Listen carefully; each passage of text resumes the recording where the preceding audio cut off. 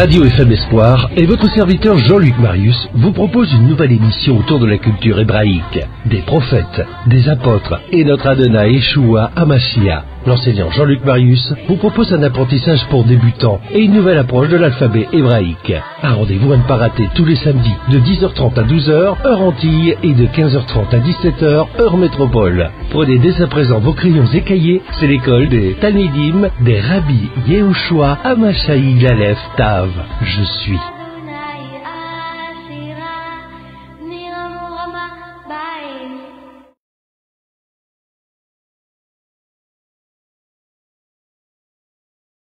Soyez, shalom, shalom.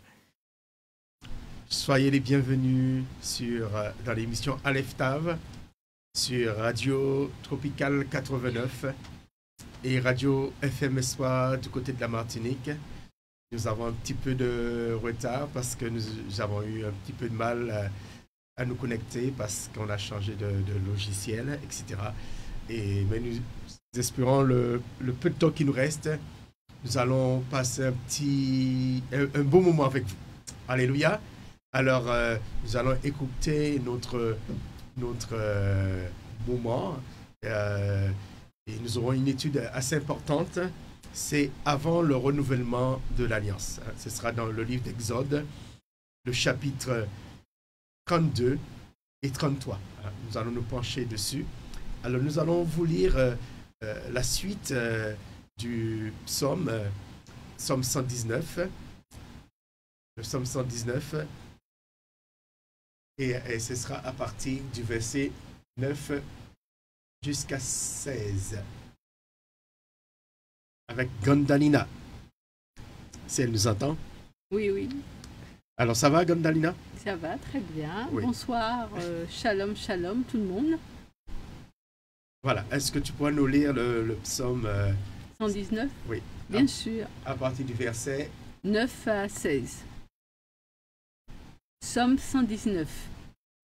Comment le jeune homme rendra-t-il pure sa voix en observant ta parole? Je te recherche de tout mon cœur. Ne me laisse pas m'égarer loin de tes commandements. Je garde ta parole cachée dans mon cœur afin de ne pas pécher contre toi. Je suis celui qui suis, tu es béni. Enseigne-moi tes statuts. De mes lèvres, je raconte toutes les ordonnances de ta bouche. Je me réjouis dans le chemin de tes préceptes, comme si je possédais toutes les richesses du monde. Je médite tes préceptes et j'observe tes voies. Je prends plaisir à tes statuts et je n'oublie pas tes paroles. Amen. Alléluia. Amen. Alors, nous allons passer un peu de musique pour vous. Hey Travail, un titre que j'ai composé, ça fait un peu plus d'une dizaine d'années. Alors, c'est un titre pour encourager à travailler.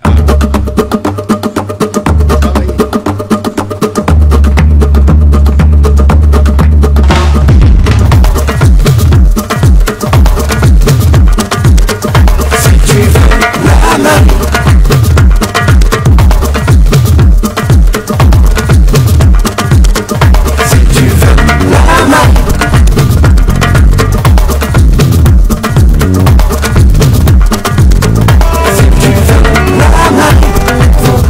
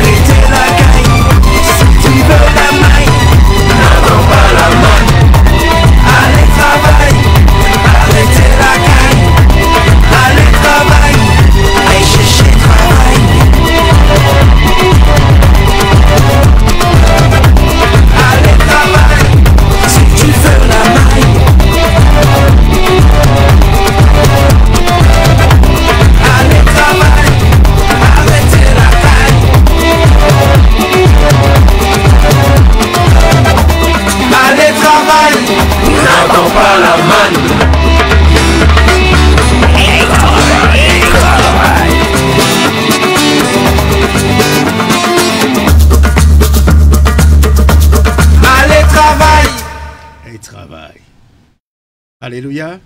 Amen. Soyez bénis. Amen. Amen. Alléluia. Alors, c'est un titre Amen.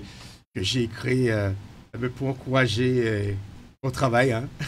On sait le travail, ça vient du mot latin qui veut dire labeur. Mais on sait que le Seigneur, lorsque les hommes ont péché dans le jardin, eh bien, il a dit que tu laboureras. Amen. Ce sera du labeur. Qui veut dire, avant, l'homme faisait un service, mais c'était par plaisir. Il cultivait le jardin. On pourrait dire qu'il n'avait pas besoin de transpirer, si on peut parler comme ça. Ça veut dire qu'il n'avait pas besoin de souffrir. Mais maintenant, pour pouvoir se nourrir, il ne peut plus venir juste cueillir le fruit et manger comme font les oiseaux. Hein. Ils ne plantent pas, mais on est obligé de labourer la terre, on est obligé de planter, on est obligé de semer, on est obligé de désherber. Hein. C'est avec du labeur qu'on gagne notre pain. Amen.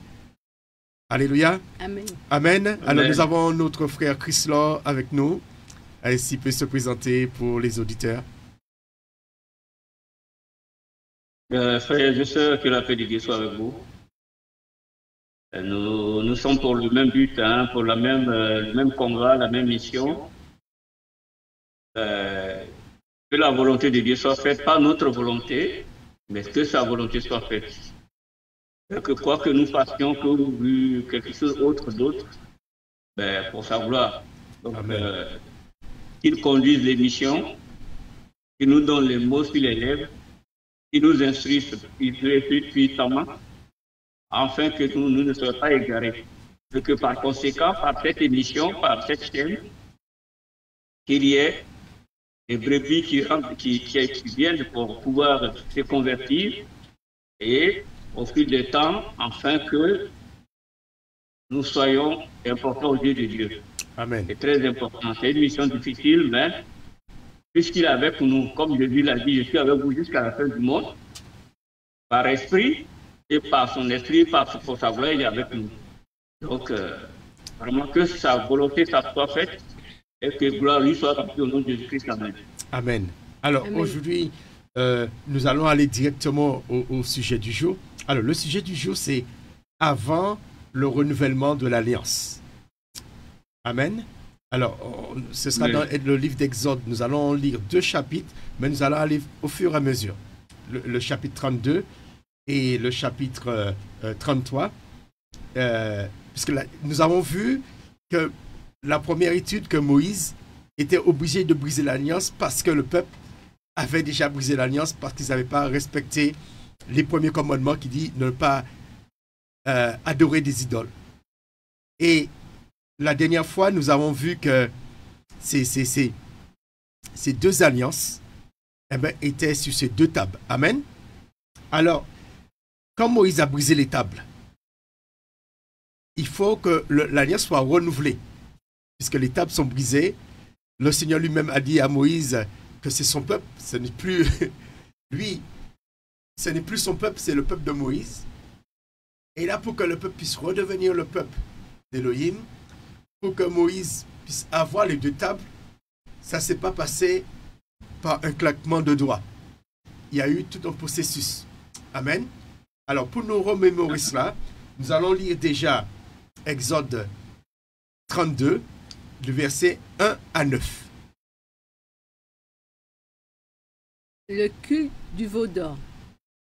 Quand le peuple vit que Moshe tardait à descendre de la montagne, le peuple se rassembla autour d'Aaron et lui dit : « Lève-toi, fais-nous des Elohim qui marchent devant nous. Car quand à ce Moshe, cet homme qui nous a fait monter de la terre d'Égypte, nous ne savons ce qui lui est arrivé. » Aaron leur dit : « Mettez en pièces les anneaux d'or qui sont aux oreilles de vos femmes, de vos fils et de vos filles, et apportez-les-moi. » Ayant pris l'or de leurs mains, il le façonna au ciseau pour en faire un veau en métal fondu. Et ils dirent : « Voici tes Elohim, Israël, qui t'ont fait monter de la terre d'Égypte. » Aaron, voyant cela, bâtit un autel en face de lui, et Aaron cria en disant : Demain, il y aura une fête pour je suis celui qui suis. Le lendemain, s'étant levé tôt le matin, ils firent monter des holocaustes et présentèrent des offrandes de paix. Et le peuple s'assit pour manger et pour boire, puis ils se levèrent pour jouer. Je suis celui qui suis condamne l'idolâtrie d'Israël. Alors, je suis celui qui suis dit à Moshe, va, descends, car ton peuple que tu as fait monter de la terre d'Égypte s'est corrompu. Ils se sont promptement détournés de la voie que je leur avais ordonnée, et ils se sont fait un veau en métal fondu, et se sont prosternés devant lui, et ils lui ont offert des sacrifices, puis ont dit, voici tes Élohim d'Israël, qui t'ont fait monter de la terre d'Égypte. Je suis celui qui suis dit encore à Moshe. J'ai regardé ce peuple, et voici, c'est un peuple au cou raide. Amen. Alors, on va continuer notre lecture. Ça, c'était pour nous remémorer le chapitre 32. Là, que le peuple, ils ont fait ce veau d'or. Et là, le Seigneur dit que ce n'est pas son peuple, mais c'est le peuple de Moshe. Amen. Amen. Alors, là, on voit que le peuple, ils ont brisé l'alliance. Alors, aujourd'hui, nous allons essayer de voir comment le Seigneur a fait, comment Moshe il a fait, comment il fallait qu'il fasse pour que le Seigneur puisse renouveler l'alliance. Est-ce que il a juste prié et puis le Seigneur est passé à autre chose? Et là, nous allons voir que c'est beaucoup plus compliqué que cela. Parce que le Seigneur ne lui a pas dit maintenant ils ont fait un veau d'or, tu as brisé les tables, maintenant remonte, je te donne 2 tables. Il y a eu tout un processus. Et nous allons essayer de tirer des leçons aujourd'hui par rapport à ce qui s'est passé, par rapport à comment l'alliance a été renouvelée. Et cela peut nous servir dans notre vie de tous les jours. On peut avoir une alliance avec le Seigneur et que cette alliance soit brisée. Mais comment cette alliance peut être renouvelée?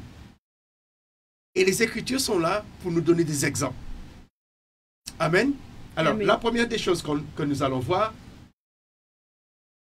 pour que l'alliance soit renouvelée, il fallait que l'alliance soit arrêtée. Il fallait que le Seigneur puisse arrêter cette alliance. Alors, comment arrêter cette alliance? Le verset 10. Lisons juste le verset 10. Exode 32, verset 10.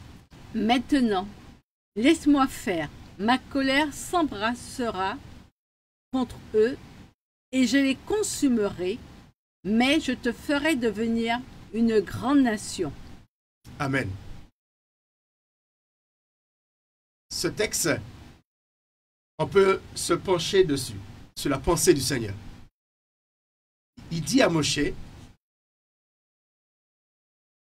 il va continuer ses promesses, mais avec lui. Non pas avec cette nation d'Israël, non pas cette nation des 12 tribus, mais avec lui particulièrement, il fera une nation. Amen. Amen. Il fera le peuple élu. Amen. Alors, qu'est-ce que le Seigneur dit? Maintenant, laisse-moi, afin que ma colère s'enflamme contre eux et que j'en finisse avec eux.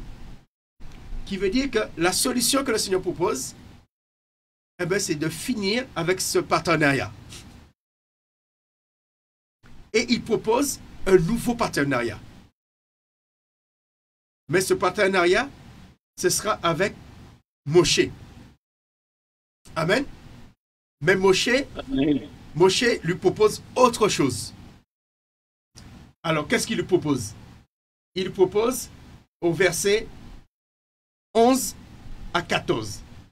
Toujours dans Exode 32, versets 11 à 14. Moshe implore, je suis celui qui suis, pour le peuple. Moshe supplia les faces de je suis celui qui suis, son Elohim, et dit, je suis celui qui suis. Pourquoi ta colère s'embraserait-elle contre ton peuple que tu as fait sortir de la terre d'Égypte par une grande puissance et par une main forte? Pourquoi les Égyptiens parleraient-ils en disant « C'est dans une mauvaise intention qu'il les a fait sortir pour les tuer dans les montagnes et pour les consumer sous les faces du sol. Reviens de l'ardeur de ta colère et repens-toi du mal à l'égard de ton peuple. » Amen. Souviens-toi d'Abraham, de Isaac et d'Israël, tes serviteurs auxquels tu as juré par toi-même en leur disant « Je multiplierai votre postérité comme les étoiles des cieux, et je donnerai à votre postérité toute cette terre dont j'ai parlé, et ils l'hériteront à jamais. Et je suis, celui qui suis, se repentit du mal qu'il avait dit qu'il ferait à son peuple. » Amen. Alors, on voit qu'il y a deux solutions. Il y a l'Éternel qui propose de détruire une partie du peuple et de faire de Moshe la nation élue. Et il y a Moshe qui propose autre chose. Lui, il propose un recommencement à zéro. Lui, il propose, le Seigneur propose une continuité, mais pas avec ce peuple, mais en changeant de partenaire. Mais Moshe propose qu'on puisse recommencer à zéro. Que l'alliance que tu avais, mais qu'on recommence à zéro, mais avec les mêmes personnes, avec les mêmes partenaires. Parce que le Seigneur, ce que sa bouche dit, sa main va l'accomplir. Mais il peut le faire avec toi, il peut le faire avec quelqu'un d'autre. Mais Moshe propose que ça se fasse avec le peuple qui était promis. Amen. Et l'Éternel propose que le peuple qu'il avait promis de réaliser sa promesse, la promesse qu'il avait faite à Abraham, Isaac et Jacob, de le faire avec un peuple peut-être moins nombreux, mais un peu plus sûr. Amen. Amen. Alors, qu'est-ce qu'on peut dire par rapport à cela, par rapport à ces deux points de vue? Le Seigneur qui propose un changement de partenaire, à ce moment-là, il n'a pas besoin de briser l'étape. Et Moshe qui propose de recommencer avec le même peuple. À ce moment-là, il va briser l'étape. Et le but, c'est que la promesse du Seigneur s'accomplisse. Alors, qu'est-ce que vous pouvez dire? Est-ce que vous pouvez nous dire quelque chose sur ces deux visions des choses? Parce que c'est le même but, hein?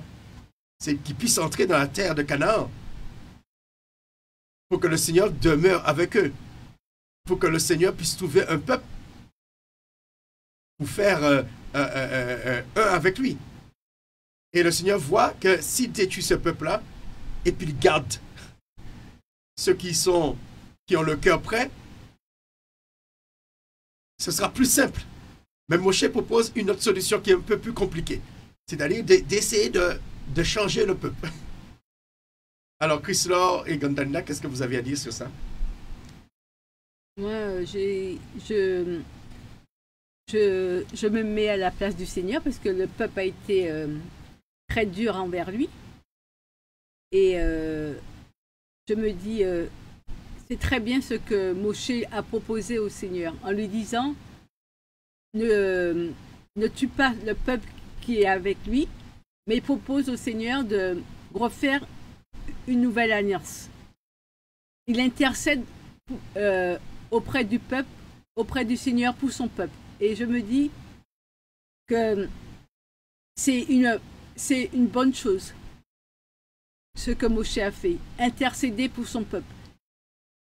Et voici que le Seigneur a dit oui à Moshe pour ce que Moshe lui a demandé. Moi, je vois, voilà. Et Chris-là? Effectivement, je soutiens ma soeur, hein, je soutiens ce propos.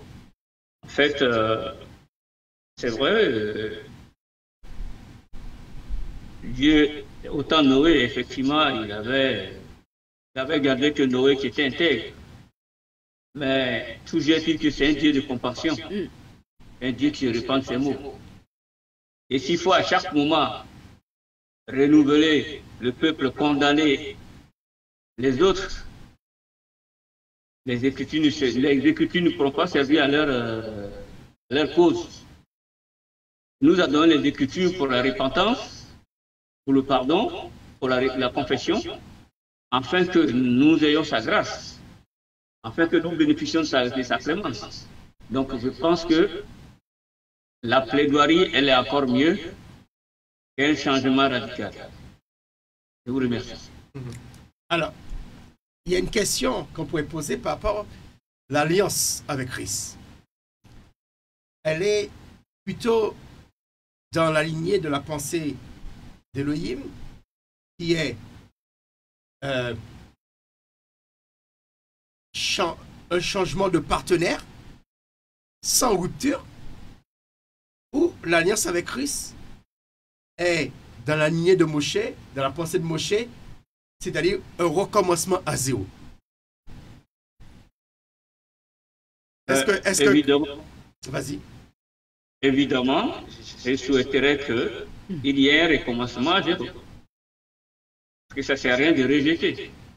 Il a dit, je tisse mon alliance avec vous dans Ésaïe 41, verset 1, il dit, je ne vous rejetterai, 41, verset 9, jusqu'à 15, il dit, je ne vous rejetterai jamais. Vous êtes mes élus, je vous tiens de ma droite triomphante. Seulement, servez-vous de mes lois, de mes ordonnances, de mes préceptes, afin que vous viviez longtemps, afin que vous sauviez vos âmes. Et après vous, vos descendants également, pour la continuité. Donc, je pense que mieux vaut la repentance, reprendre tout à zéro, et surtout l'échec, dans le sens étymologique, l'échec est un résultat positif. Parce qu'il faut échouer pour bien s'armer, reculer et avancer, et à ne jamais maintenant chuter. Donc je souhaite que le recommencement. Mais est-ce que Christ, est-ce que pour toi, il a fait un recommencement? Ce n'est pas une continuité. C'est-à-dire, est-ce que Christ, est-ce qu'il a brisé l'alliance, Christ? Ou est-ce qu'il a simplement continué l'alliance, mais avec d'autres personnes? Est-ce qu'il a fait comme Moshe, il a brisé l'alliance? Ou est-ce qu'il a fait comme Elohim disait à Moshe, une continuité sans briser l'alliance? Mais il change de partenaire, il change des gens. C'est-à-dire qu'auparavant... Changer de partenaire, bon, je vois deux hypothèses.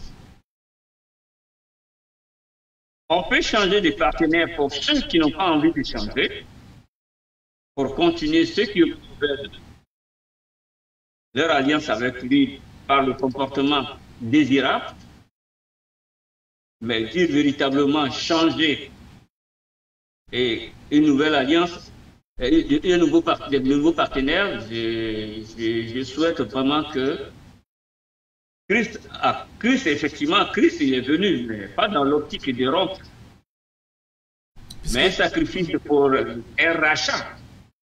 Donc moi, je suis pour la bonne démarche du Christ pour le rachat. Qui veut dire on n'est pas dans un recommencement. Le sacrifice du Christ n'est pas dans le but pour faire un recommencement à zéro. C'est-à-dire que lui, il est mort pour toute l'humanité. Oui. Qui veut dire que auparavant, c'était Israël qui était le peuple élu. Et là, lorsqu'il est mort, il n'a pas rejeté Israël pour aller choisir un autre des nouveaux partenaires. Amen. Il n'a pas rejeté Israël pour se tourner vers les nations. Tous ces apôtres étaient des Israélites. Amen. Qui veut dire que le Seigneur, il a ouvert ses bras pour tous ceux qui veulent venir à lui, qu'ils soient israélites, qu'ils soient juifs ou qu'ils soient des nations. Amen. Qui veut dire que le Seigneur, il n'a pas brisé l'alliance à la croix. Cette alliance, il l'a ouvert au monde entier.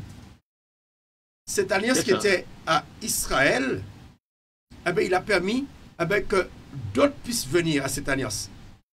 Et que ceux du peuple d'Israël qui ne veulent pas de cette alliance, eh bien, qu'ils soient coupés de l'alliance. Amen. Mais il n'a pas... Parce que souvent on a entendu dire que le Seigneur a rejeté le peuple juif pour se tourner vers les païens. C'est complètement faux. Non, c'est archi faux. Parce que les apôtres étaient des juifs. Il n'a pas rejeté les apôtres pour se tourner vers les païens.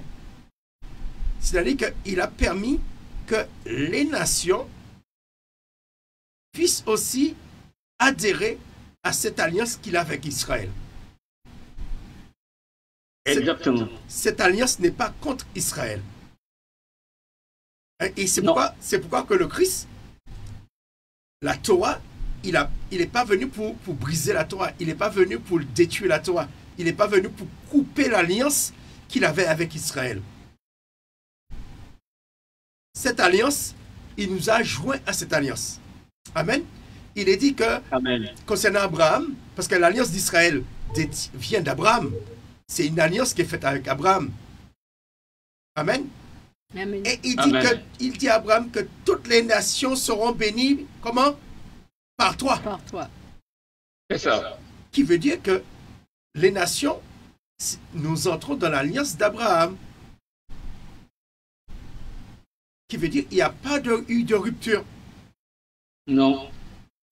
Tandis que Moshe, le choix qu'il fait, il y a une rupture. Il est obligé de briser l'alliance. Moshe a fait le choix de la rupture. Il n'a pas fait le choix de la continuité. C'est-à-dire que ce que le Seigneur lui disait, c'était radical de tuer, d'éliminer le peuple, mais il n'y avait pas de rupture de l'alliance. Il n'aurait pas eu besoin d'avoir des nouvelles pierres. Les pierres, il allait pouvoir conserver les pierres. Il n'aurait pas eu besoin, on va le voir au fur et à mesure, de réclamer le Seigneur qui vienne les conduire. Parce que quand le Seigneur a coupé l'alliance là, qui veut dire que le Seigneur a décidé de ne plus les conduire, de ne plus être au milieu d'eux. Et nous allons le découvrir. Alors, un peu plus tard. Alors, deuxièmement, nous allons voir à partir du verset 11 à 14. On l'a lu, hein, déjà. Oui, verset 15. Maintenant. Verset 15 à 19 maintenant. Nous allons voir que Moshe, il était obligé de détruire les preuves de l'alliance. Alors, 15 à 19. La destruction des preuves de l'alliance. Jugement sous le peuple. Moshe regarda et descendit de la montagne, ayant dans sa main les 2 tablettes du témoignage. Toujours Exode 32. Les tablettes étaient écrites des 2 côtés, écrites l'un et de l'autre côté. Les tablettes étaient l'ouvrage d'Élohim, et l'écriture était l'écriture d'Élohim gravée sous les tablettes. Et Yeshua, entendant la voix du peuple, qui faisait un grand bruit, dit à Moshe, « Il y a un cri de guerre dans le camp. » Il dit, « Ce n'est pas un bruit de cri de bravoure, ni un bruit de cri de défaite. J'entends un bruit de gens qui chantent. Et il arriva que lorsque Moshe fut approché du camp, il vit le veau et les danses. La colère de Moshe s'embrassa, il jeta de ses mains les tablettes et les brisa au pied de la montagne. Amen. Alléluia. Amen. Alors là, comme Moshe a fait le choix du recommencement à zéro avec les mêmes partenaires, cette alliance qui reliait les partenaires, il faut tout recommencer à zéro, ce qui veut dire que les tables doivent être brisées. On recommence tout à zéro. Hein? Vous allez voir, même les 40 jours de jeûne, il était obligé de refaire 40 jours de jeûne. Amen. Et nous allons voir que ça allait beaucoup plus loin que ça. Hein? Même le tabernacle, où que le Seigneur venait, il était présent, il fallait, pourtant il avait même pas encore commencé, eh bien, il fallait tout recommencer. Là, on voit que, première chose, il faut briser l'alliance, l'épreuve de l'alliance. Après, qu'est-ce qu'il faut briser encore? Au verset 20. Il prit ensuite le veau qu'il avait fait, le brûla au feu et l'écrasa jusqu'à ce qu'il soit réduit en poudre. Deuxièmement, il répandit cette poudre dans de l'eau et il la fit boire aux fils d'Israël. Amen. Là, on voit, il a détruit l'idole. Il ne s'est pas dit, bon, j'ai brisé l'alliance, j'ai brisé le Dieu table, mais pour un recommencement, il fallait aussi que l'idole soit brisée. Parce que le Seigneur ne va pas renouveler son alliance et l'idole est encore là. Là, l'idole est brisée. Alors, on pourrait dire que l'idole est brisée, on peut recommencer l'alliance. On voit que cela ne suffit pas. Troisièmement, il faut que les auteurs, les responsables, soient face à leurs responsabilités. Lisons Exode 31, 32 toujours, le verset 21. Et Moshe dit à Aaron, que t'a fait ce peuple pour que tu aies fait venir sous lui un si grand péché? Amen. Amen. Aaron, c'est le responsable. Aaron, c'est le responsable. Moshe s'adresse à lui. Moshe, il a prié pour que le Seigneur puisse ne pas détruire le peuple. Hein? Souvent, nous prions, mais après, il y a des actes. Il y a des choses que ce n'est pas le Seigneur à le faire. Moshe, il a prié pour que le Seigneur puisse pardonner le peuple, pour que le Seigneur ne puisse pas rejeter le peuple. Mais Moshe, maintenant, il a parlé au Seigneur. Maintenant, il faut qu'il parle à qui? Aaron. À Aaron. Il faut qu'il parle au responsable.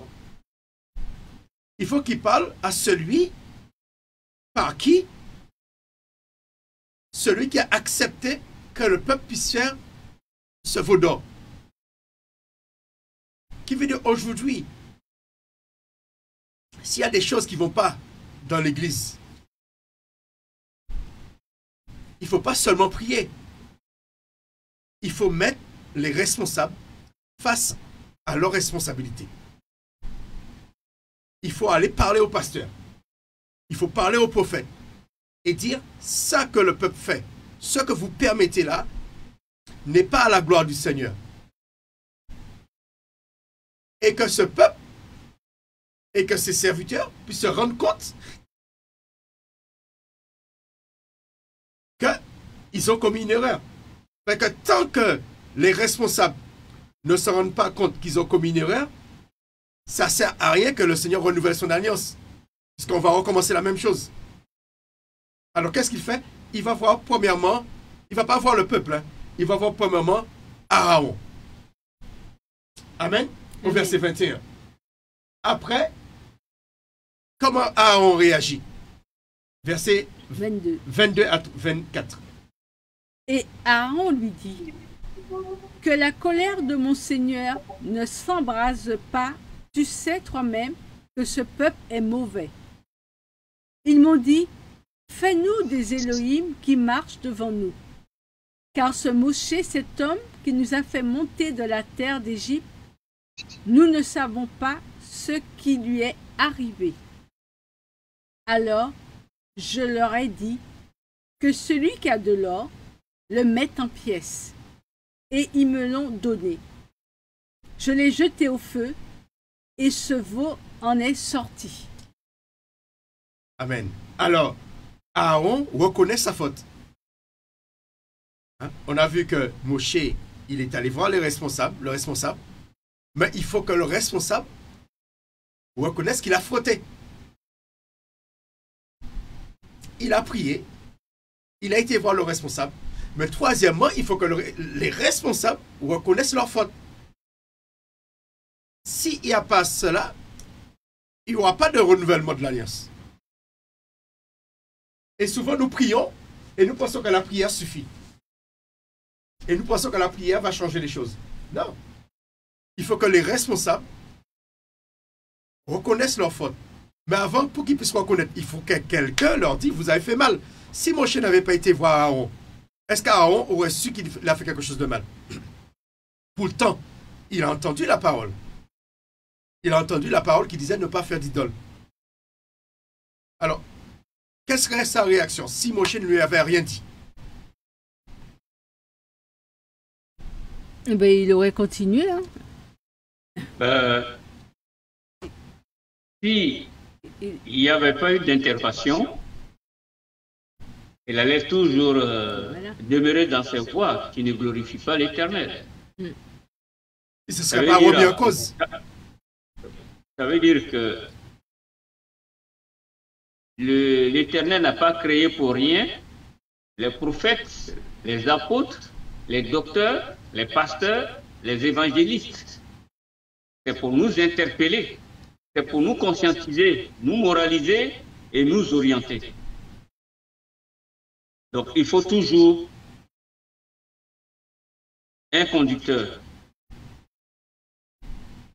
Donc c'est pour dire que s'il n'y avait pas eu d'intervention, lui, il se disait que ce qu'il fait est normal. Voilà. Et il fallait l'interpeller. En conclusion, quand tu es avec ton frère et ta sœur, et toutefois qu'il pose des actes qui ne glorifient pas l'Éternel, n'hésite pas de l'interpeller. Il peut prendre conscience, ou elle peut prendre conscience, à bon escient. Merci. Et là, on voit Aaron, c'est un serviteur. Il veut dire que tant qu'on n'interpelle pas le serviteur, s'il est dans la mauvaise voie, il va continuer. Effectivement. Qui veut dire aujourd'hui, il y a peut-être des alliances, ou sûrement des alliances qui sont brisées, parce que personne n'est venu nous interpeller. Tout le monde parle derrière le dos, ce frère ceci, ce frère cela, il fait telle chose qui n'est pas bien, mais personne ne vient lui dire. Il continue. Oui. Il continue, il a envie. Il ne sait pas qu'il y a quelqu'un qui a prié pour lui pour qu'il ne puisse pas mourir. Parce que tout à l'heure, nous allons voir que Aaron, si Moshe, dans le texte d'Exode, ne nous le dit pas, mais dans le Deutéronome, il est dit que si Moshe n'avait pas prié pour la fille d'Aaron, Aaron serait mort avec tout le peuple. Lorsque le Seigneur a dit qu'il va détruire le peuple, il va donner à Moshe un nouveau peuple. Aaron aussi serait mort. Hein? Oui. Et on sait que par la suite, c'est de la descendance qu'Aaron que le Seigneur a choisi la lignée des prêtres. Qui veut dire qu'il n'y aurait pas eu de prêtres descendants d'Aaron. Amen. Alors, continuons. Amen. Continuons. Alors, nous étions au verset... Maintenant 25. Nous étions au verset... 24. 24, hein? Oui. Alors, il faut que les responsables connaissent leurs fautes. Alors, au verset 25, juste le verset 25. Or Moshe vit que le peuple était en désordre, car Aaron l'avait mis en désordre, en dérision auprès de leurs ennemis. Amen. Alors, qu'est-ce que Moshe fait là? Il a parlé à Aaron. Aaron a reconnu sa faute. Il regarde le peuple. Il regarde l'état d'esprit du peuple. Et il se dit, est-ce qu'avec même si Aaron a reconnu ses fautes, est-ce que le Seigneur peut renouveler son alliance comme ça? Non. Il faut que le peuple puisse prendre conscience aussi. Aaron a pris conscience. Mais le peuple, ils ont besoin d'un acte fort pour qu'ils puissent savoir que ce qu'ils ont fait n'est pas bien. Même si on sait que le Seigneur a dit qu'il pardonne. Mais le peuple, ils ne sont pas encore... en fait, ils ne sont pas conscients. Alors, qu'est-ce qui se passe? Au verset... 25. 26. Au verset 26. Et Moshe, se tenant à la porte du camp, dit, qui est pour je suis celui qui suis, qu'il vienne vers moi. Et tous les fils de Lévi se rassemblèrent autour de lui. Amen. Alors là, il fait un appel. Il fait un appel pour voir les volontaires. Parce qu'on aurait pu dire qu'il a prié. Le Seigneur pardonne le peuple. Maintenant, il peut redonner. Aaron a demandé pardon. Il aurait pu donner les 2 tables. Viens et monte. Non, il constate que le peuple n'est pas prêt. À ce moment-là, il fait un choix. Il fait un appel pour savoir qui est prêt. Qui est prêt à suivre l'Éternel. Amen. Amen. Il n'y a que la tribu de Lévi. Que la tribu de Lévi. À ce moment-là, qu'est-ce qu'il dit à la tribu de Lévi de faire? Versets 27 à 29. Toujours Exode 32. Il leur dit, ainsi parle, je suis celui qui suis l'Élohim d'Israël. Que chaque homme mette son épée à son côté, passer et retourner de la porte en porte dans le camp. Tuer chaque homme son frère, chaque homme son compagnon, chaque homme son prochain. Les fils de Lévi firent selon la parole de Moshe. Ce jour-là, il tomba parmi le peuple environ 3000 hommes. Moshe dit, remplissez vos mains aujourd'hui, où je suis celui qui suis. Oui, chaque homme contre son fils et contre son frère. C'est pour vous donner aujourd'hui une bénédiction. Amen. Amen. Alors, on pourrait dire, mais pourquoi Moshe a prié pour que le Seigneur ne puisse pas détruire le peuple? Le Seigneur s'est repenti. Il a détruit les tables. Il a été voir Aaron. Aaron a reconnu ses fautes. Il y a une partie du peuple qui l'a rejoint, la tribu de Lévi. Et là, mais pourquoi il demande à la tribu de Lévi de les faire passer par l'épée? Et là, il va tuer 3000. C'est moins que ce que le Seigneur avait dit au départ. C'était, il voulait détruire tout le peuple, sauf la descendance de Moshe. Et là, pourquoi Moshe demande à tuer ses frères, à tuer on pourrait dire, les conjoints dans chaque porte, sauf dans la tribu de Lévi?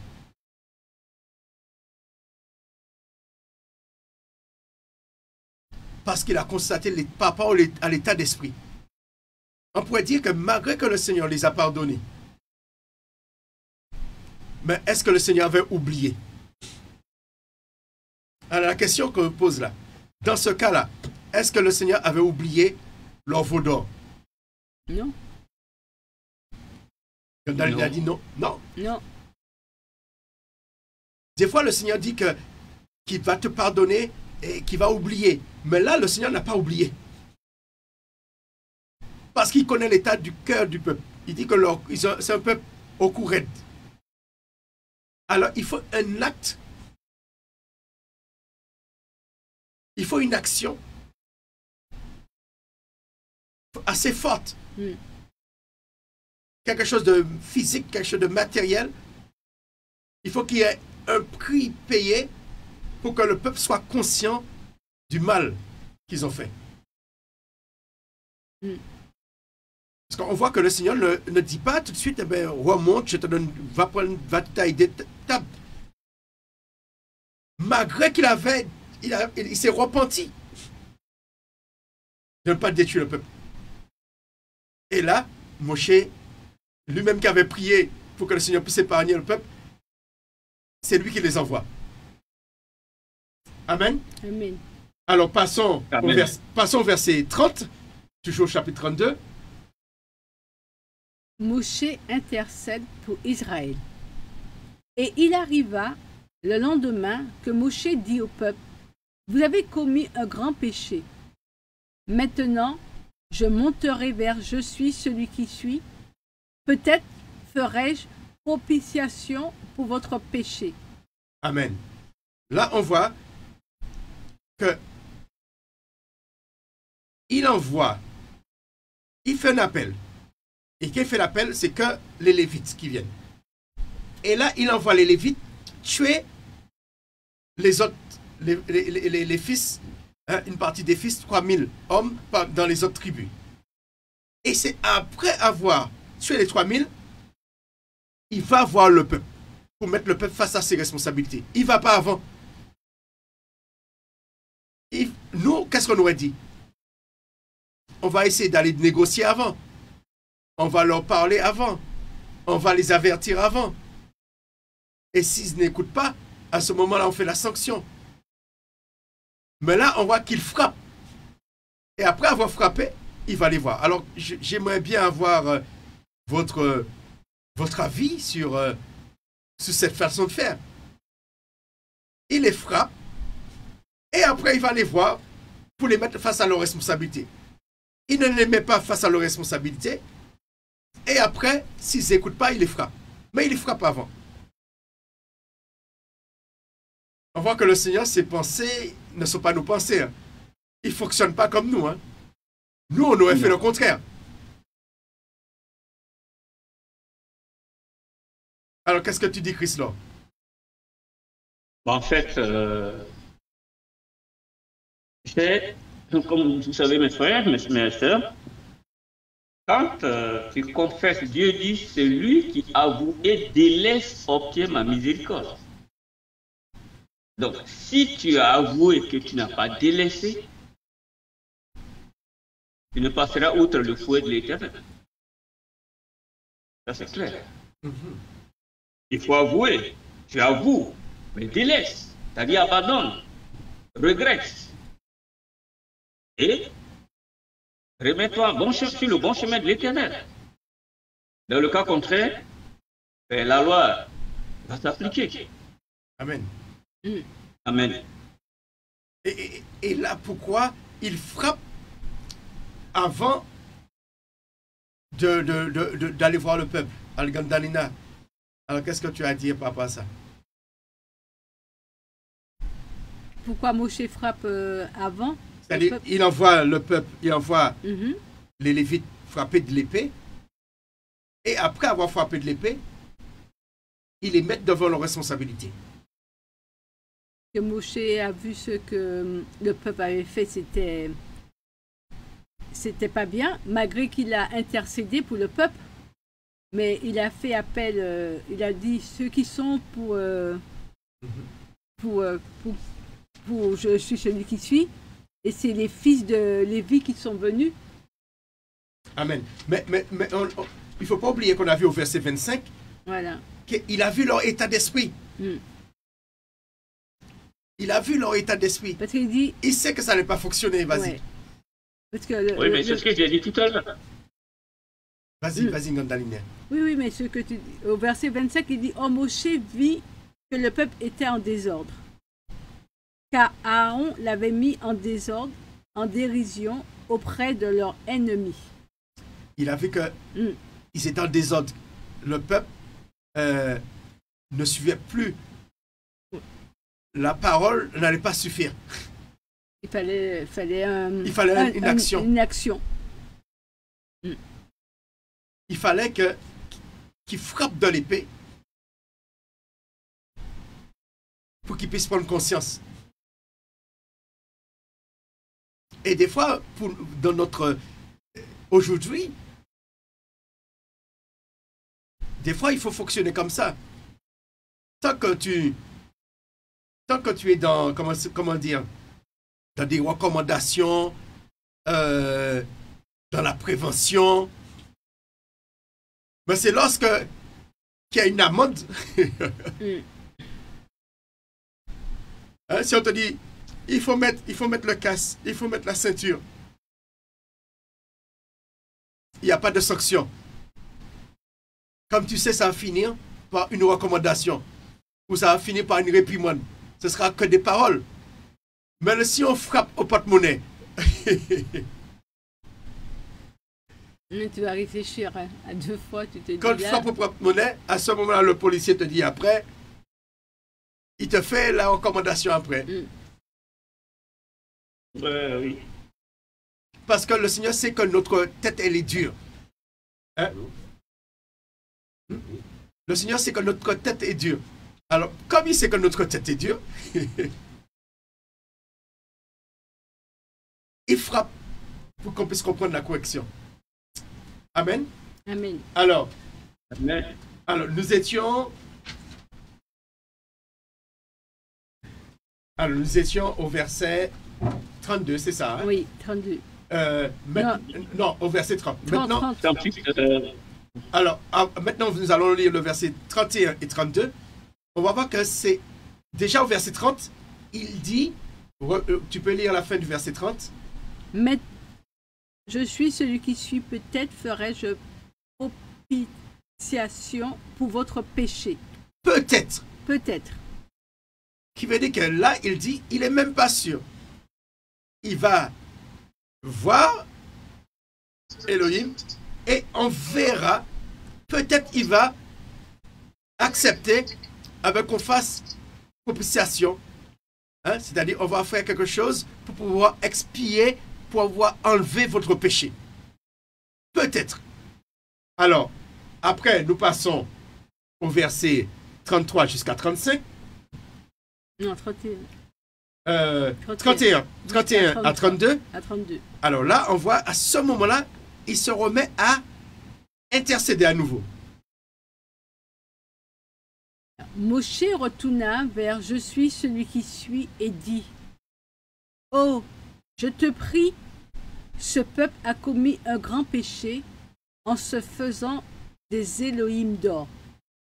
Mais maintenant, porte leur péché, sinon, efface-moi, s'il te plaît, de ton livre que tu as écrit. Amen. Amen. Alors là, il intercède. Un intercesseur, c'est quelqu'un qui se met entre deux personnes. Amen. Amen.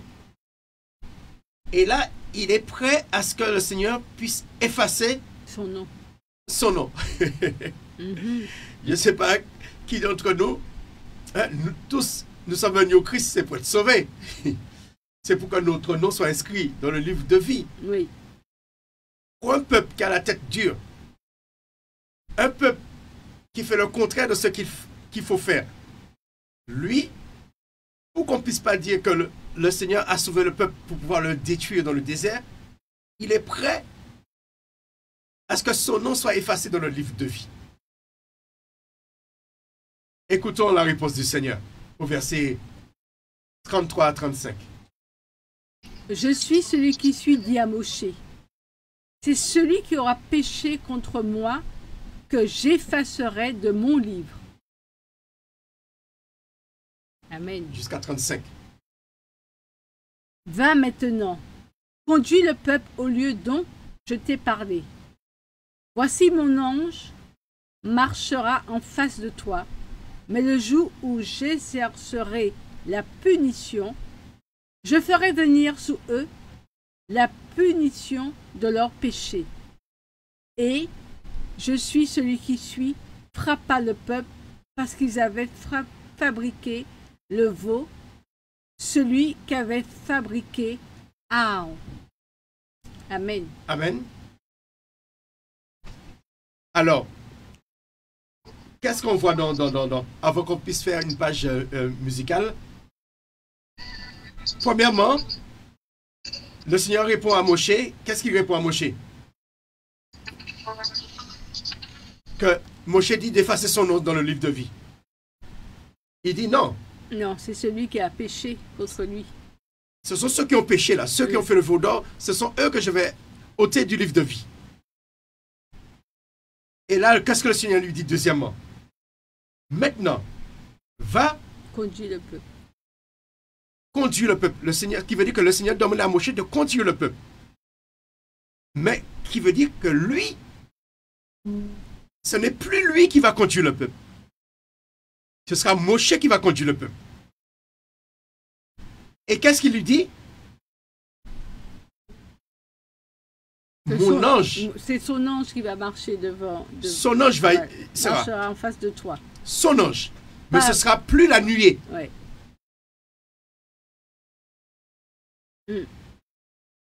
Deux choses différentes. Son ange va vous conduire. Vous allez entrer dans le pays. Mais moi, je ne serai plus au milieu de vous. Ce qui veut dire que l'alliance n'est pas encore prête à être établie. C'est-à-dire que le Seigneur va continuer avec eux, mais le Seigneur n'est pas encore prêt à refaire l'étable. Parce que si le Seigneur dit qu'il ne sera plus au milieu d'eux, ça veut dire qu'il n'y aura pas d'arche. Et c'est dans l'arche qu'il y avait les deux tables. Pas de table, pas d'arche. Pas d'arche, pas de nuée. Mais il va envoyer son ange. Et qu'est-ce qu'il dit encore? Mais le jour du châtiment viendra. Et alors, je les châtierai pour leur péché. Que le Seigneur a dit, il faut qu'il les châtie. Est-ce que le Seigneur les a châtiés? Verset 35. Oui, et je suis celui qui suis, frappa le peuple parce qu'ils avaient fabriqué le veau, celui qui avait fabriqué Aaron. Il les a frappés. Mais il les a frappés de quoi? Verset 35, qu'est-ce qu'il dit? Il les a frappés comment? Tu peux relire ta version? Et je suis celui qui suis, frappa le peuple parce qu'ils avaient fabriqué le veau. Ah, ton texte ne dit pas ne donne pas de quoi que le Seigneur les a frappés. Parce qu'on pourrait penser qu'il les a frappés de mort. Mais dans le texte hébreu, il est dit que je suis celui qui frappa le peuple d'une épidémie. Hein? Une épidémie, ça peut être la lèpre, ça peut être la grippe, le Covid. C'est une épidémie. C'est quelque chose de contagieux. Et le Seigneur les a frappés. Amen. Amen. Par rapport à ce qu'ils ont fait. Alléluia. Alors, nous allons passer une page musicale et nous allons continuer au chapitre 33. Alors, une page musicale et on revient vers vous. Vous êtes toujours sur Tropical 89 et Radio FM Espoir. Soyez bénis. À tout de suite. Amen.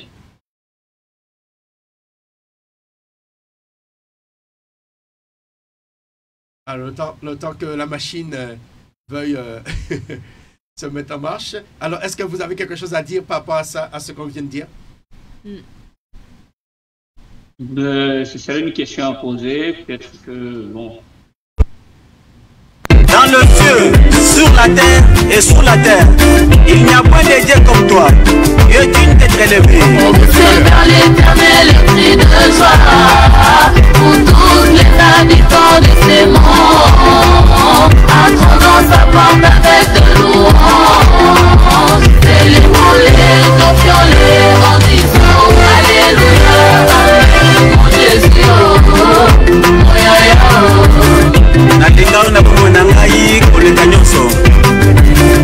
Yesu nalingi yo papa, papa na bota yo nakosalelaka yo na bina ngai.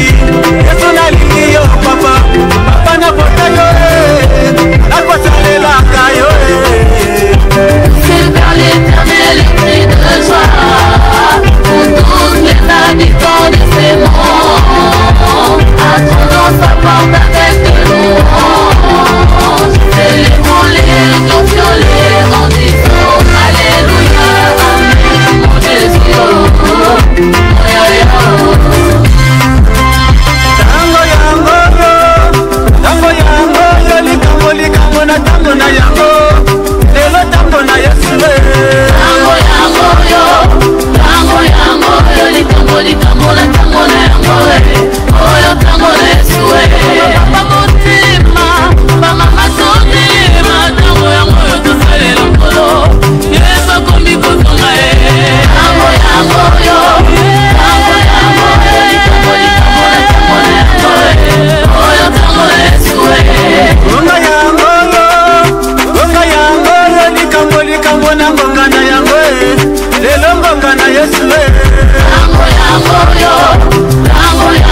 yo likambo likambo na tango na yango oyo tango na Yesu.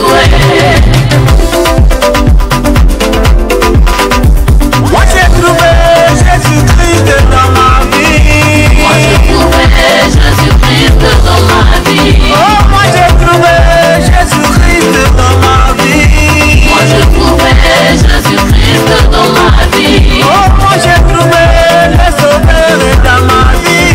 Moi j'ai trouvé Jésus-Christ dans ma vie. Oh, moi j'ai trouvé Emmanuel dans ma vie. Moi j'ai trouvé Jésus-Christ dans ma vie. Oh, je ne peux plus reculer, jamais reculer, jamais reculer, jamais reculer. Oh, je ne peux plus reculer, jamais reculer, jamais reculer, jamais reculer. Je vais toujours avancer, avancer, avancer, toujours avancer, avancer, avancer dans ma vie, avancer, avancer, avancer dans mon corps, avancer, avancer, avancer,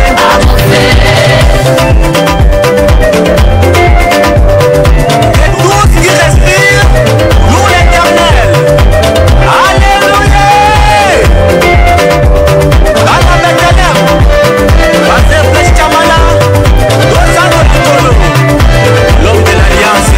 Moi j'ai trouvé Jésus-Christ dans ma vie. Moi j'ai trouvé Jésus-Christ dans ma vie. Moi j'ai trouvé Elohim dans ma vie. Moi j'ai trouvé Jésus-Christ dans ma vie. Oh, moi j'ai trouvé Shaddai dans ma vie. Moi j'ai trouvé Jésus-Christ dans ma vie. Je ne peux plus reculer, jamais reculer, jamais reculer, jamais reculer. Je vais toujours avancer, Avancer, avancer, avancer, avancer, avancer, avancer, dans ma vie, avancer, avancer, avancer, dans mon boulot, avancer, avancer, avancer, avancer. avancer, avancer, avancer, avancer, Tobolanda, Yesu, Tobolanda, Yesu. 100% Jésus. Mon Jésus, oh, mon yaya, oh. Mon Jésus, oh, mon yaya, oh. Mon Jésus, oh, mon yaya, oh.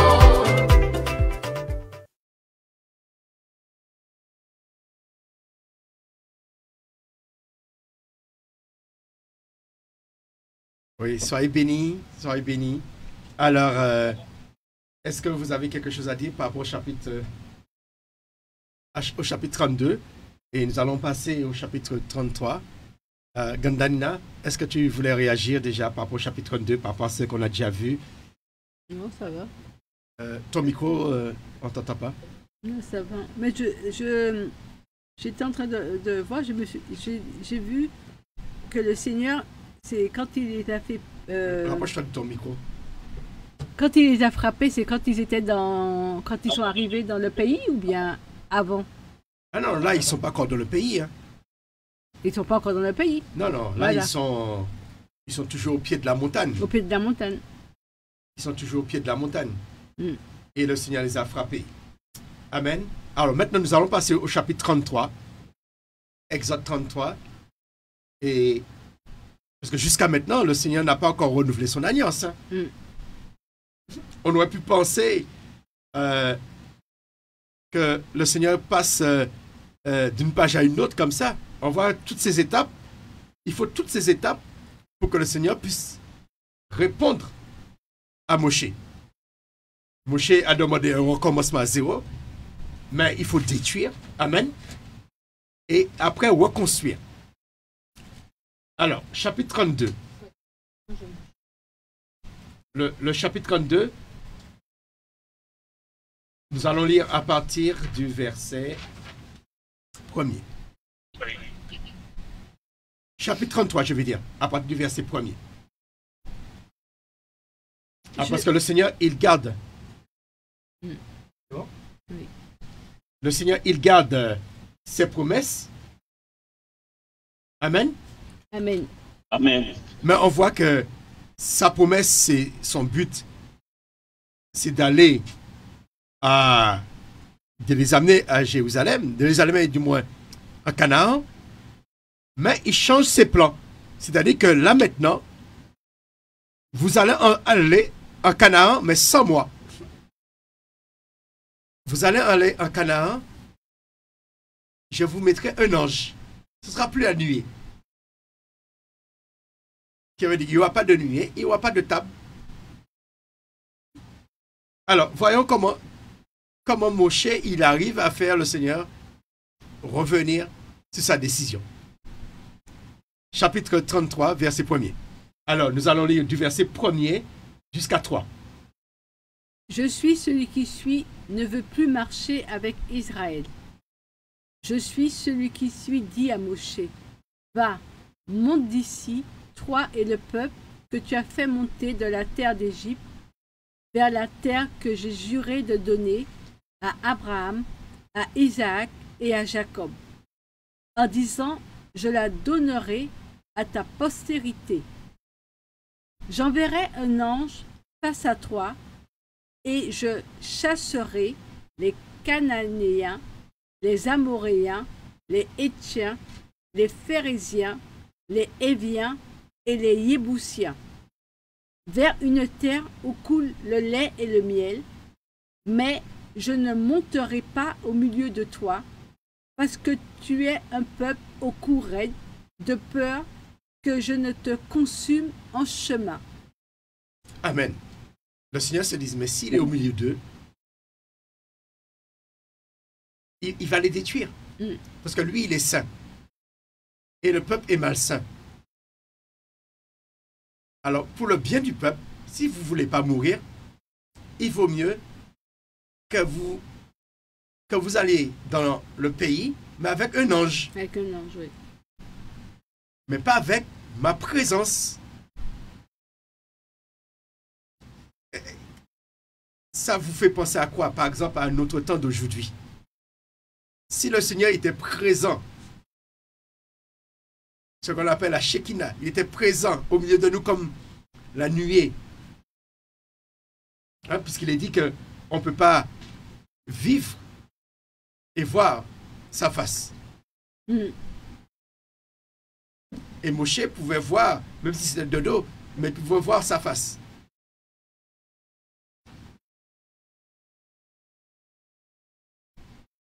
Est-ce que aujourd'hui, on pourrait supporter la présence du Seigneur? Ou le Seigneur, il envoie ses anges? Parce que si c'est lui qui vient... Déjà, on ne pourra pas le voir. Sa face, on ne peut pas. Mais on sera mort. Mm. Parce qu'elle dit, tu ne peux pas le voir et voir sa face et vivre. Et vivre. Parce qu'à cause du péché, à cause de l'impureté. Et là, il leur donne un conseil. Il faut mieux monter sans moi. Allez-y sans moi. Je vous assure que vous allez... Il y aura un ange. Vous allez pouvoir combattre. Vous allez gagner tous vos ennemis. Et vous allez prendre possession du pays. Alors, quelle est la réaction de Moshe? À partir du verset 4. 4.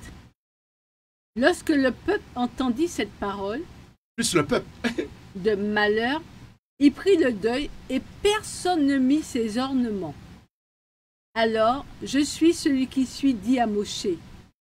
Dis aux fils d'Israël, vous êtes un peuple au cou raide.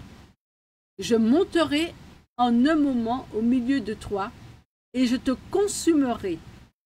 Maintenant, ôte tes ornements de dessus toi et je saurai ce que je te ferai. Amen. Là, le Seigneur, il ne dit pas qu'il va venir au milieu d'eux pour pouvoir les conduire. Mais c'est pour les... C'est pour les faire quoi? Je te consumerai. Maintenant, toi, Oui, c'est pour les consumer, c'est Ouais. pour... Il a dit de considérer. Ouais. consumer. Je te consumerai. Ouais. C'est pour les frapper. consumer, ouais. Ça dit, si moi je viens au milieu de vous, c'est pour vous frapper. Qui veut dire que là, le Seigneur a pris... On est dans un dilemme là. Que le Seigneur... Moshe demande au Seigneur de venir. De renouveler son alliance. Le Seigneur propose qu'il envoie un ange. Parce que si lui, il vient, ils seront morts. Alors, Moshe, qu'est-ce qu'il doit... Mettez-nous à la place de Moshe. Qu'est-ce qu'il va dire au Seigneur? Lui, il a envie que le Seigneur soit toujours au milieu d'eux. En plus, le Seigneur lui a déjà donné les plans du tabernacle. Là, le tabernacle n'est pas encore construit. Puisqu'il descendait, il revenait, le Seigneur lui avait donné les plans. Il n'a pas encore donné les ordres pour construire le tabernacle. Qui veut dire que le Seigneur est prêt là à ne plus construire le tabernacle. Il envoie un ange. Alors, nous étions au verset. Le peuple, qu'est-ce qu'il faut? Le peuple s'est dépouillé.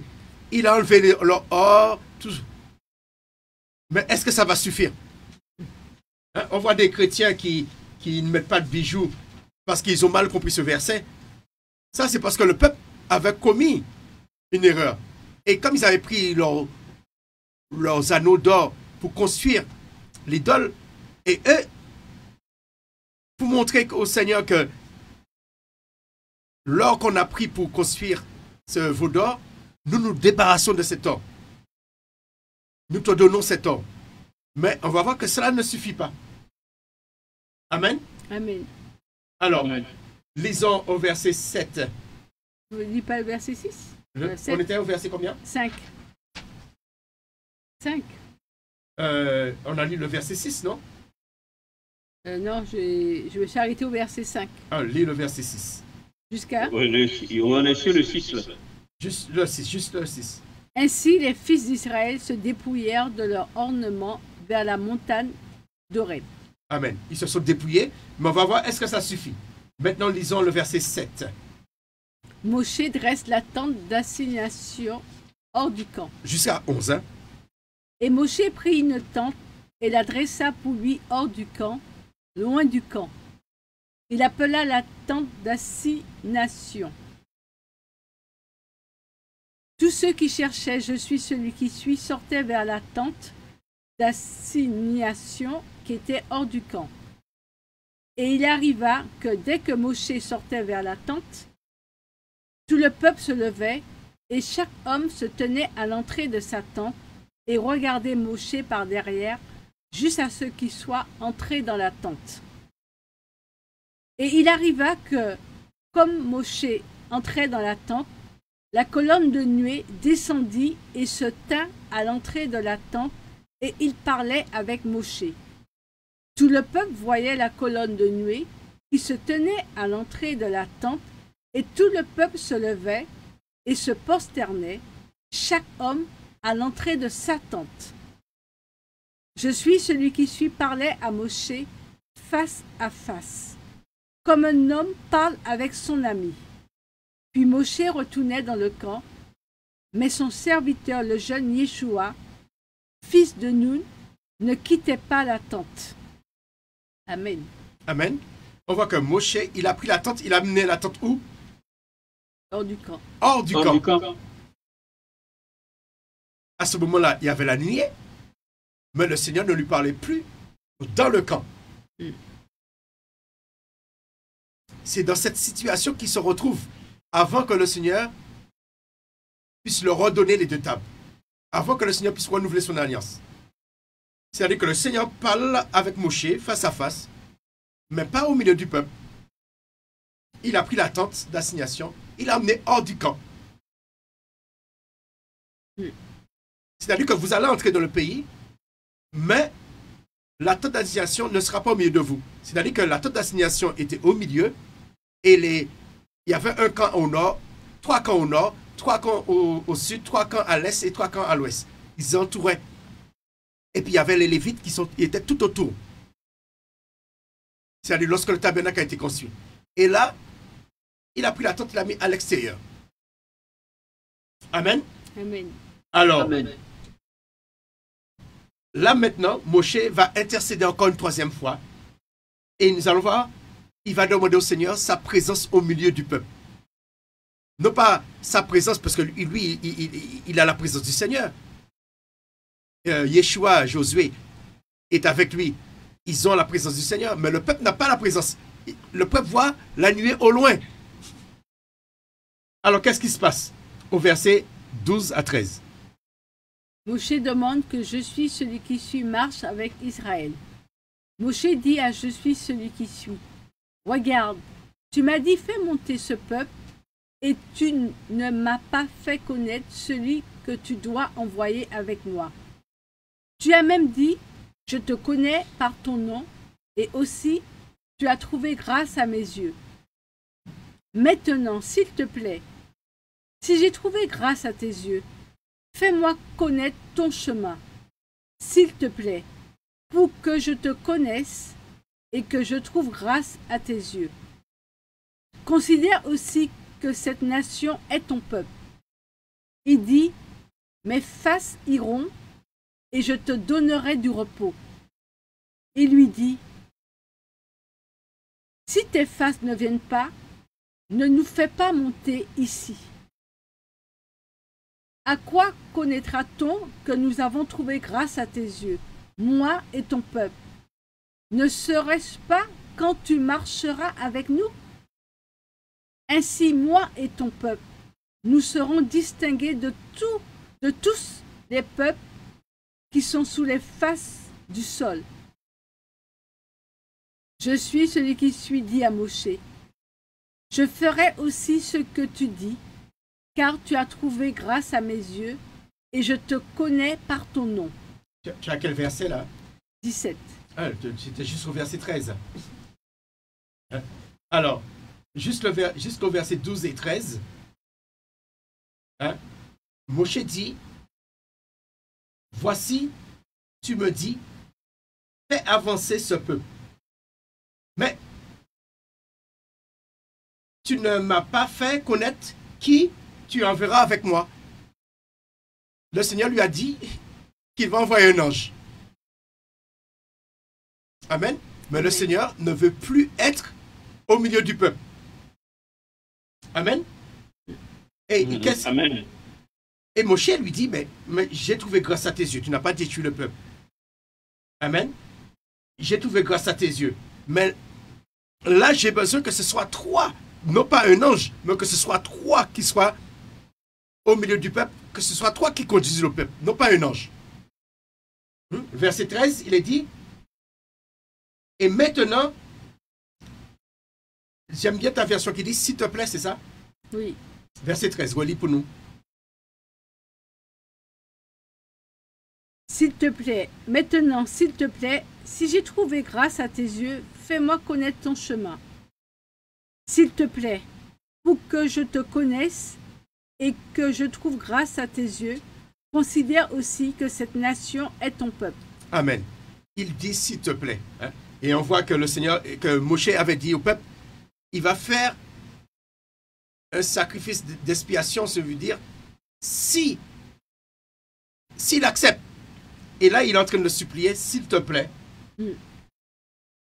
pour que le Seigneur puisse venir au milieu d'eux. Là, on n'est pas dans... Il n'est pas en train de demander au Seigneur de les conduire pour qu'ils puissent entrer dans le pays. Parce que le Seigneur a dit qu'il va envoyer un ange. Ils sont un conducteur. Mais il veut que ce soit Elohim lui-même. Je ne sais pas si vous avez déjà vu ce texte dans ce sens-là. Ce n'est pas juste redonner 2 tables. Mais sans les 2 tables, le Seigneur ne peut pas être au milieu d'eux. Il va envoyer des anges. Amen. Alors, lisons le texte que tu avais lu. Alors, à partir juste le verset 14. La réponse de je suis celui qui suis. Il dit, mes faces iront et je donnerai du repos. Verset 14. Ben, je l'ai lu. Alors ça dit? Il dit, mes faces iront et je te donnerai du repos. Ah, ok.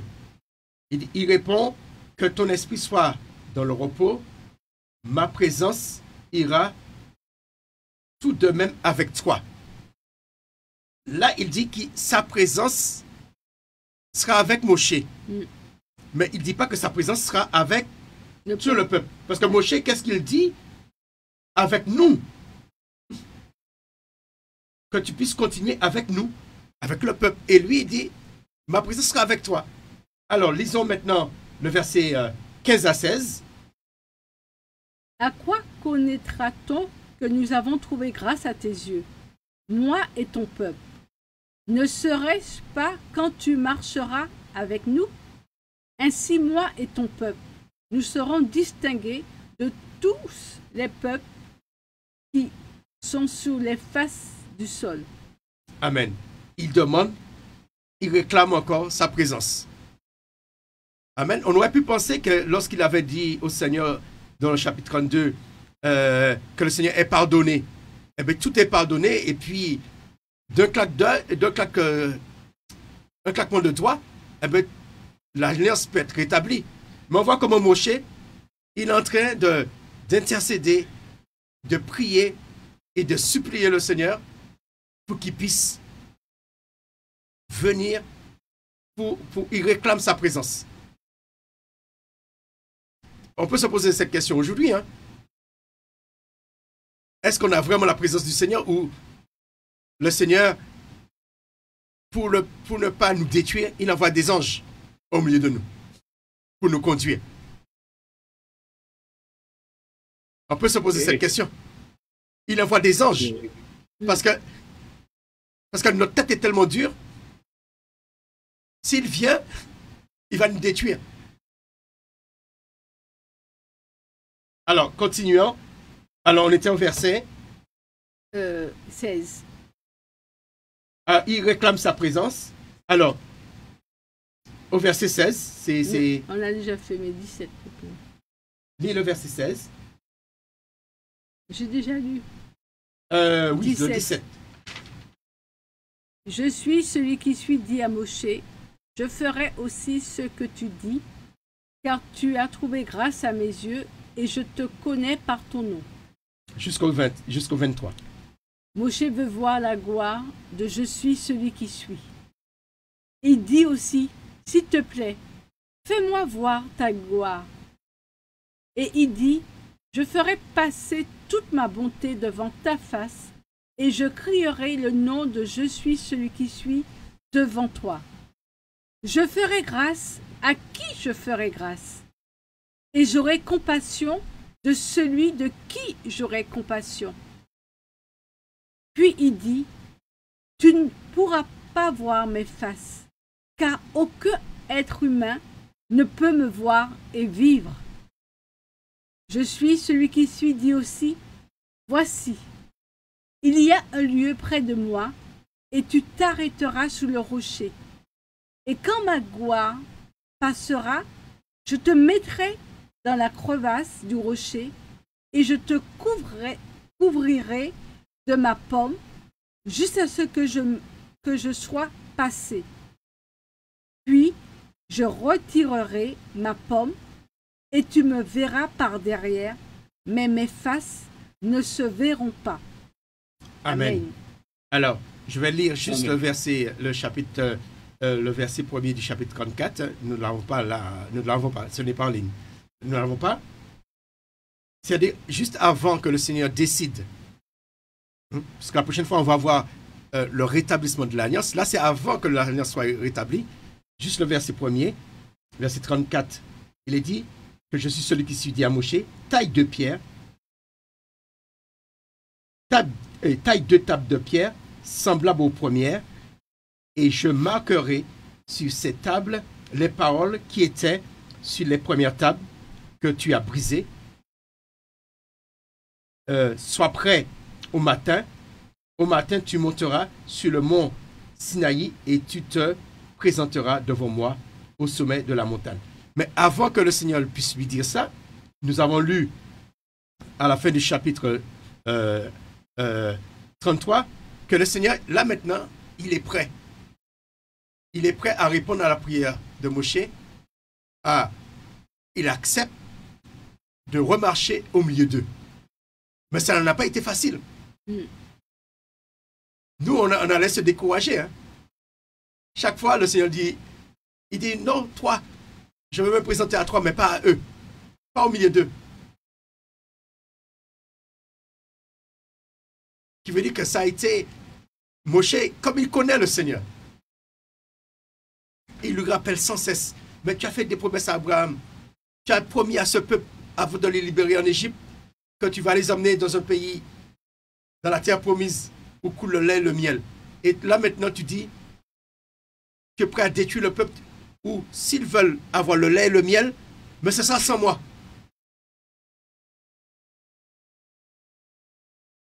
Et là, Moshe, il arrive à faire que le Seigneur, par ses intercessions, que le Seigneur change d'avis. Alors, qu'est-ce que ça vous donne comme leçon, cette histoire que le Seigneur ne voulait pas marcher devant, ne voulait plus marcher avec eux, mais hors du camp. Il voulait être hors du camp, plus au milieu du camp.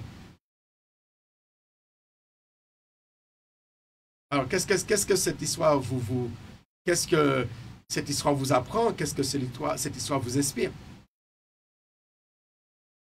Gandalina? Vas-y, Christophe. Oui, en fait, nous sommes, comme l'Éternel a toujours dit, nous sommes le temple du Saint-Esprit. Maintenant, si le temple est souillé, l'Esprit ne serait plus en toi, ni sur toi, mais avec toi, c'est-à-dire à tes côtés. Donc, dans la mesure où le peuple ne répond plus à l'aspiration de l'Éternel, comme il ne rejette pas le peuple, alors il se met à l'écart sous sa garde et son observation. Il a conversé tout le temps avec Moïse qui a tout le temps plaidé, et même au point de se sacrifier lui-même à la place du peuple. Pourquoi il a conversé avec Moïse? Pourquoi il était avec Moïse? Et il a écouté. Et Moïse n'a pas été fautif. Moïse n'a pas été fautif.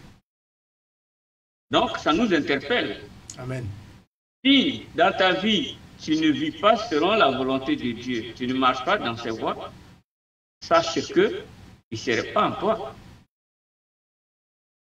Mais tout de même, compte tenu peut-être de l'alliance que tu as citée avec lui, il te fera assister par un ange ou des anges.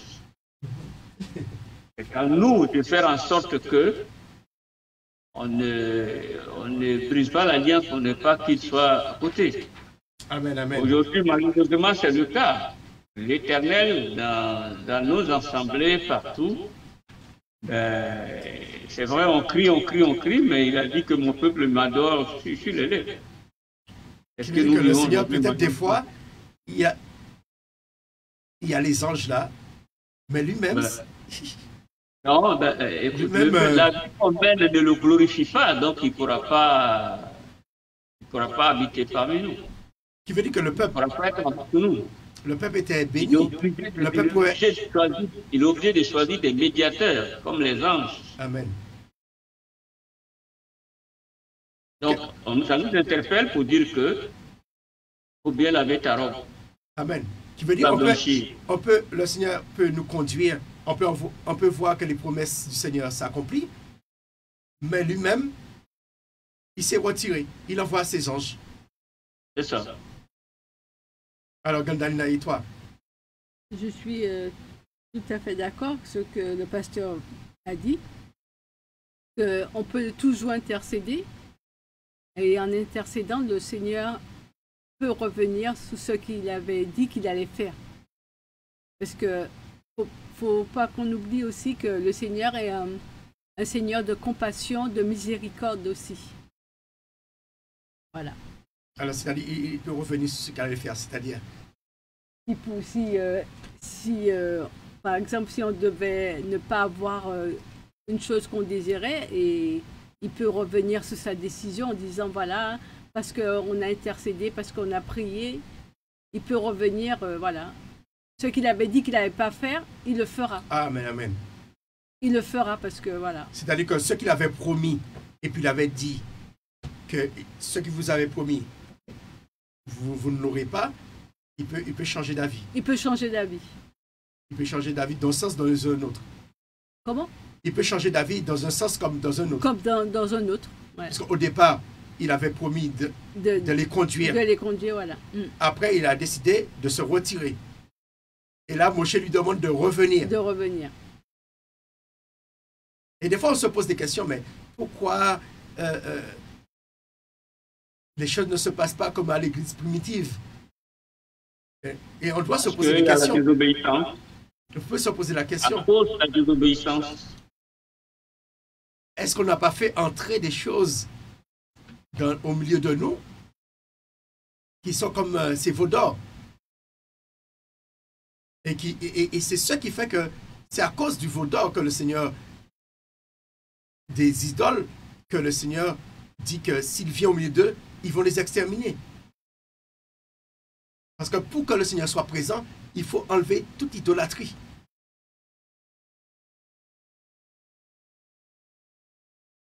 Amen.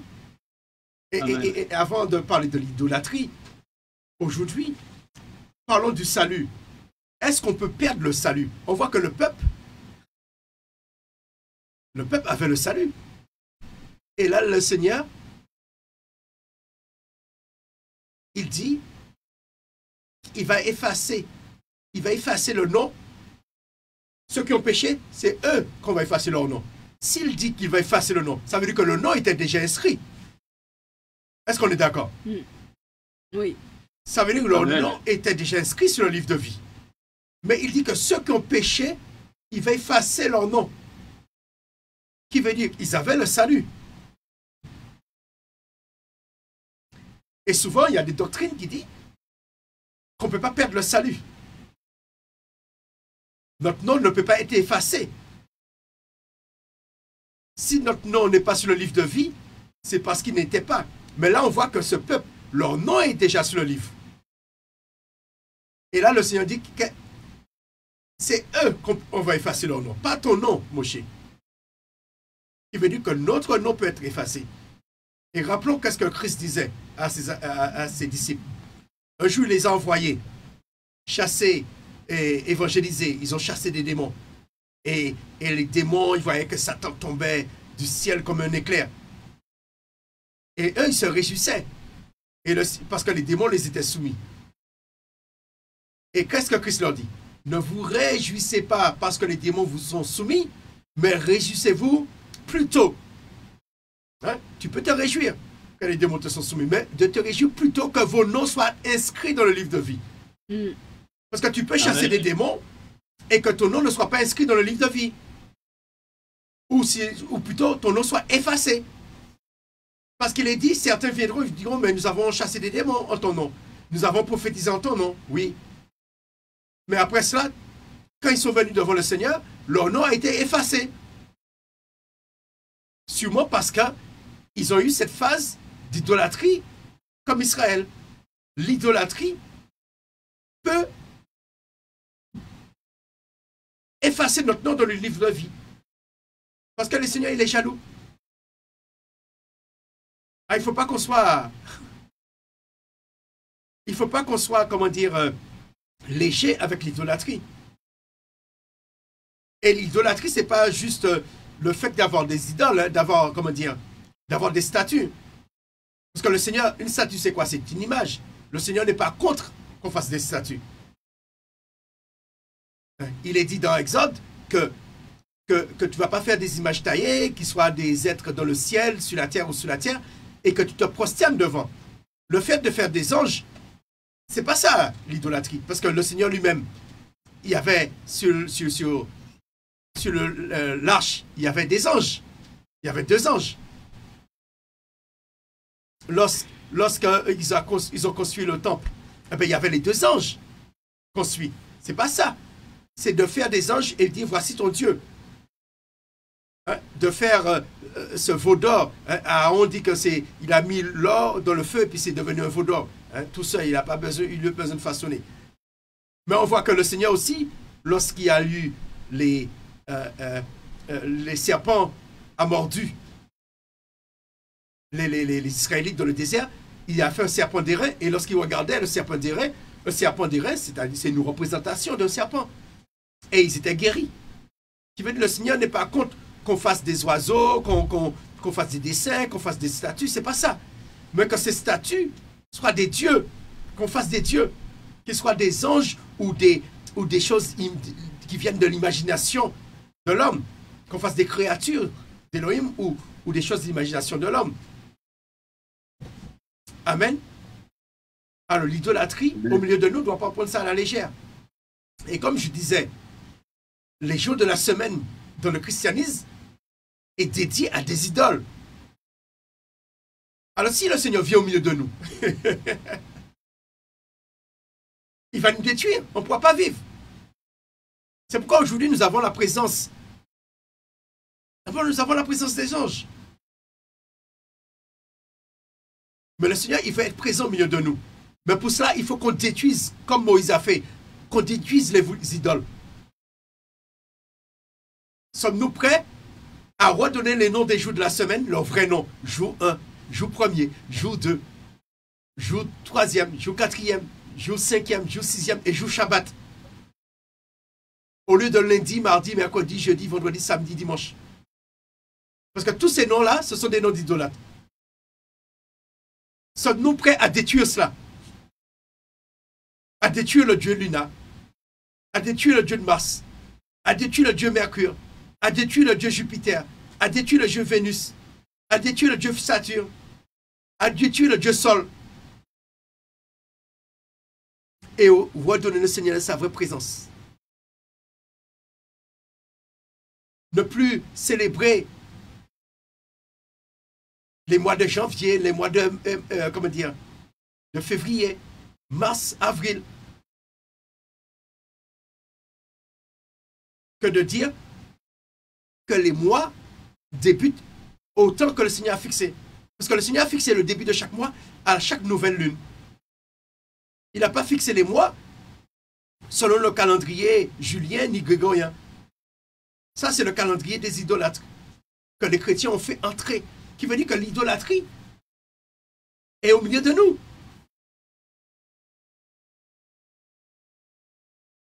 Est-ce que nous sommes prêts à détruire ce veau d'or qui est au milieu du peuple chrétien? Est-ce que nous sommes prêts à détruire ce veau d'or que porte le nom de chaque jour de la semaine et certains mois de l'année? Il est dit qu'on ne doit pas prononcer le nom des dieux étrangers. Comment se fait-il dans le langage chrétien que les chrétiens établissent, ils prennent un calendrier païen, l'introduisent dans le christianisme. Et ils fêtent les fêtes en fonction non pas du calendrier divin, non pas en fonction de la Bible, mais en fonction du calendrier idolâtre. Nous sommes dans l'idolâtrie. L'idolâtrie est au milieu de nous. Nous avons les dieux grecs au milieu de nous. Alors, qu'est-ce qu'on doit faire? Alors, je vous écoute. Devons-nous faire comme Moïse? Détruire et donner à boire. Alors, qu'est-ce qu'on doit faire? Déjà, par rapport au jour de la semaine, par rapport au nom des jours de la semaine, aidez-moi. Alors, je vous écoute, Gandalina et... Il faut toujours mener le combat à bon port. Hein. Faut toujours combattre il faut prier. le monde pervers, par les écritures, à celui qui veut attendre et échanger qu'il change pour sauver son âme. Il faut prier, mais il faut avertir. Ou bien faire comme Moïse, intercéder pour... Mais il n'a pas intercédé seulement. Il a aussi parlé. Il a parlé. Et ensuite, il a intercédé. Il a intercédé, mais à un moment, il a détruit. Il a détruit, voilà. Il a fait 3 choses. Parler, intercéder et agir. Il a détruit, mais en agissant, en détruisant. Hein, il est dit de détruire les autels. On prie tout le temps, les autels, les autels, les autels. Mais cet autel-là, on ne le voit pas. On parle tout le temps de l'ordre mondial. Ça, c'est l'ordre mondial. Ça a été décidé et tout le monde suit. Dans le monde entier, on suit ce calendrier. Et il est idolâtre. Si ce n'est pas un ordre mondial, c'est quoi? Ce n'est pas un ordre privé. Toutes les nations se sont comme même s'ils ont un calendrier, mais se réfèrent à ce calendrier-là. Alors, qu'est-ce qu'on doit faire par rapport au calendrier? Je vous écoute.